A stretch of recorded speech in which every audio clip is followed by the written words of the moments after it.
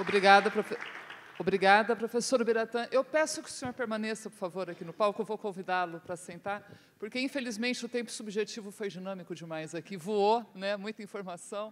E seria um pecado se a gente não aproveitasse um pouquinho mais. A gente vai estabelecer agora uma rápida conversa, 15, 20 minutos, porque depois tem o coffee break. E eu convido... 15 minutos. 2 perguntas apenas. Então, assim, eu convido o Hélio também. Hélio, quer participar? Quer vir aqui? Bom, então, em nome do tempo subjetivo dinâmico que voa e tal, quem quiser fazer pergunta, então, o microfone vai estar... Já temos aqui um interessado, e quem quiser vai estar o microfone passeando por aí, ou pode também mandar por escrito. Acho que pelo microfone vai ser bem mais rápido. Então, a gente começa. Por favor, só se apresenta primeiro.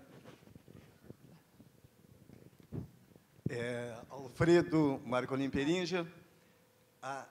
Eu quero cumprimentar já desde o início o Iório, a excelente palestra que ele fez, esse poder de comunicação que tem o Iório, que eu sempre apreciei bastante, esse poder de síntese. Agora, aí, quando a gente explica a um tamanho, digamos, num esqueminha pequeno, né, essa nossa economia austríaca, a gente sempre deixa passar bastante coisa, né, o professor Iório? E esse seu lado também, que eu fico, muitas vezes, mais hayekiano do que misesiano, né, falo franco, me incomoda bastante. Então, veja só, o professor Iório comenta, fixado, logicamente, em Hayek,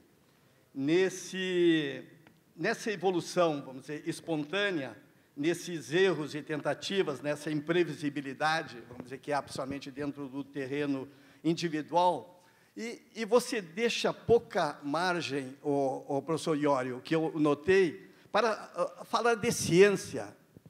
E quando eu falo em ciência, eu falo de algo prático, eu falo de algo tipo Adam Smith, vamos dizer, onde a ação individual leva à ação coletiva, o bem-estar, o interesse próprio do indivíduo leva ao bem-estar coletivo. Como que se dá isso, vamos dizer? Você passou, digamos assim, um pouco por cima, como se daria essa ciência, já que nós estamos tratando de ciência, que a praxeologia é uma ciência, como que nós levamos ela para o terreno prático que nós podemos levá-la? Obrigado. A sua observação, Perinja, é mais do que pertinente, né? Eu peço para acreditar, ou debitar, se for o caso, ao tempo, né? Eu tive que resumir 140 anos em 40 minutos, cada vez que a moça aparecia ali, eu ficava apavorado. Agora a moça está do seu lado. Agora está do meu lado. Agora está do meu lado. É claro que você tem razão, né? Não só o Hayek, mas os austríacos. Eu mencionei Hayek, mas os austríacos sempre adotaram o individualismo metodológico. Não existem entes holísticos. O Brasil não pega o telefone, telefona, por exemplo, para a Itália e diz assim, eu quero importar.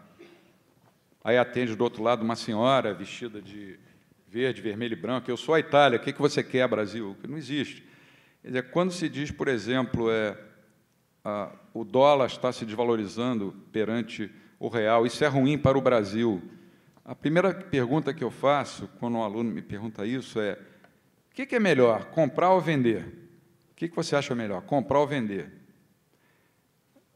Depende, né? Para quem está comprando, se a transação foi voluntária, e a praxeologia explica isso, ele comprou, ficou feliz com a compra, pagou o preço que ele achou justo, e o vendedor também. Mas, no entanto, eu acho que 99,9% das pessoas no Brasil e na América Latina, na Argentina, isso também é muito forte, em outros países, acham que quando o Brasil exporta é bom e quando o Brasil importa é ruim. É claro que há interesses de grupos por volta disso, em volta disso, as associações de exportadores sempre fazem pressão e o governo acaba tentando mexer na taxa de câmbio, que é uma coisa absurda. O câmbio é um preço, o preço não pode ser mexido pelo governo, o preço tem que ser determinado pelo mercado. Mas o câmbio é uma variável importante, qualquer variável, taxa de juros, preço, salário. Preço é preço. Quando o governo mete o dedo lá e muda o preço, ele deixa de ser preço. O Mises chamava de pseudo-preço. Então, dentro dessa linha, né, eu não vejo por que seja tão ruim as exportações brasileiras crescerem menos do que as importações. Se brasileiros ou empresas aqui estabelecidas estão fazendo isso, é porque está sendo bom para elas. E também essa visão individualista rejeita, né, como eu falei na palestra, de cara a macroeconomia. A macroeconomia não existe. Nós não podemos ir numa padaria e dizer assim, eu queria comprar meio quilo de PIB. Quanto custa?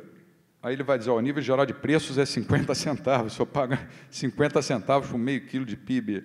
São coisas que não existem, no entanto, os economistas vivem falando de macroeconomia o tempo inteiro. Nós temos que falar, porque senão a gente fica isolado, né? Mas sempre que a gente tem a oportunidade, joga esses conceitos da escola austríaca, da praxeologia, para mostrar que o mundo é feito de pessoas e não de países. O problema da moça do lado é que ela pode cutucar. Ela terminou então o tempo. Sentar no sofá. Eu tenho mais...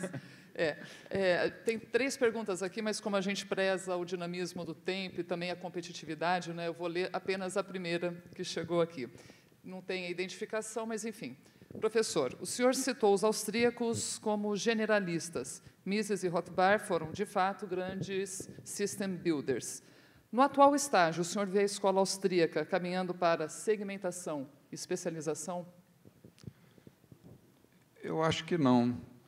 Eu acho que, pela própria formação dos economistas austríacos, eles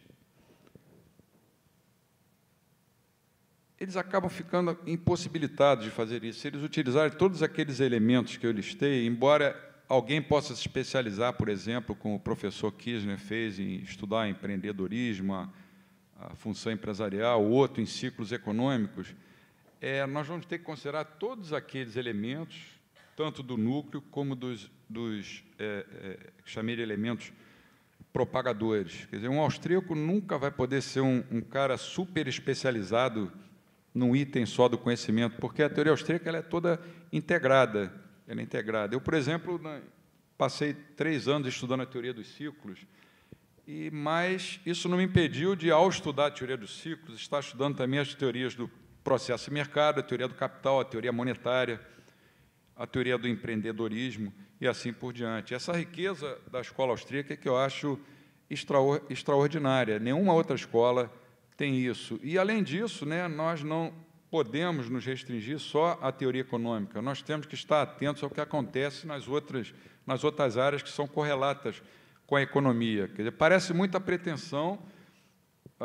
Um economista austríaco, ele não é que ele se ache mais culto do que os outros, mas ele tem a obrigação de buscar uma cultura mais abrangente do que a cultura limitada aos livros-textos de microeconomia e macroeconomia. 2 semanas atrás, em uma reunião de departamento na minha universidade, lá, Universidade do Estado do Rio de Janeiro, um colega defendia que todos os cursos, sem exceção, deviam adotar um livro-texto.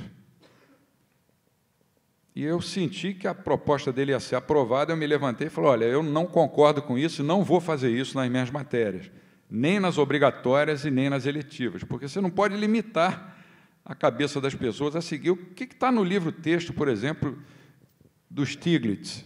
Eu não concordo com aquilo, como é que eu vou ensinar aquilo?